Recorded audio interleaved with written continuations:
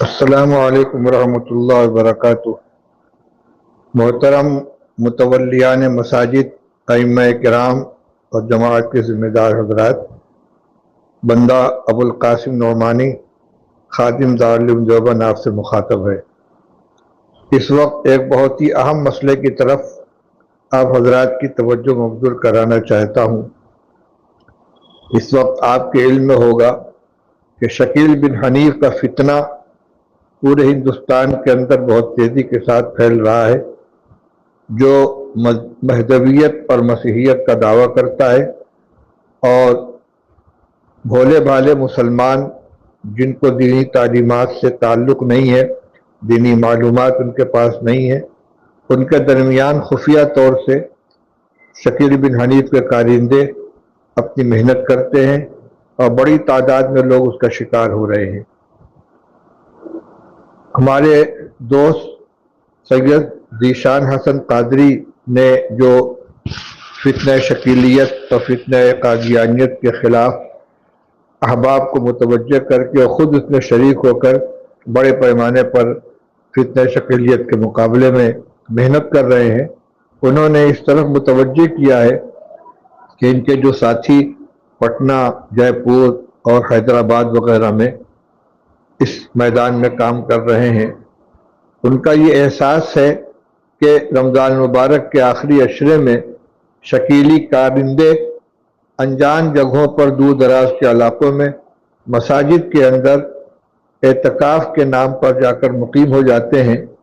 بظاہر بڑے دیندار ہوتے ہیں، لوگ ان سے متاثر ہو جاتے ہیں، اور وہ آہستہ آہستہ ان کے درمیان اپنی بات چلاتے ہیں اور ان کو شکیل بن حنیف کے مہدی اور مسیح ہونے کا قائل کر لیتے ہیں۔ تو اس لیے میں اس وقت مساجد کے ائمہ اور متولیان اور مسجد کے ذمہ دار حضرات سے خاص طور سے یہ اپیل کرنا چاہتا ہوں کہ کسی انجان آدمی کو اپنی مسجد کے اندر اعتکاف کرنے کی اجازت نہ دے۔ اور دوسری بات یہ کہ زیادہ تر لوگ اس وجہ سے شکار ہو جاتے ہیں کہ نبی کریم صلی اللہ علیہ وسلم نے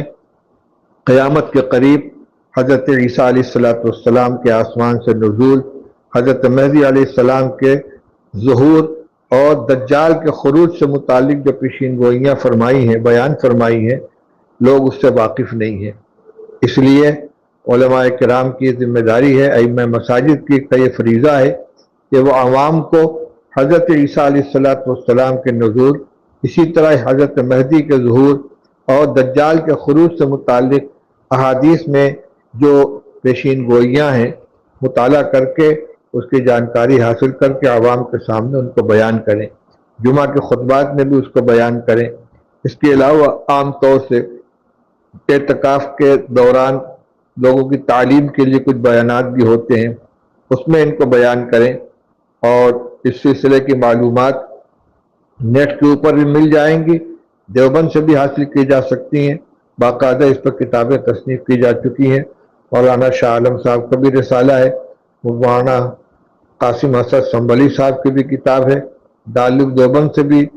فتویٰ شائع ہوا ہے جو نیٹ پر موجود ہے،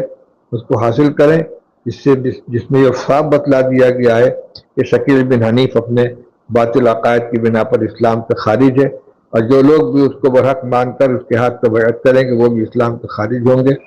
لوگوں کے ایمان کی حفاظت کے لیے ہمیں اپنی ذمہ داری کو محسوس کرنا چاہیے۔ اللہ تعالیٰ ہم اس کی توفیق نصیب فرمائے۔ وآخر دعوانا الحمدللہ رب العالمین۔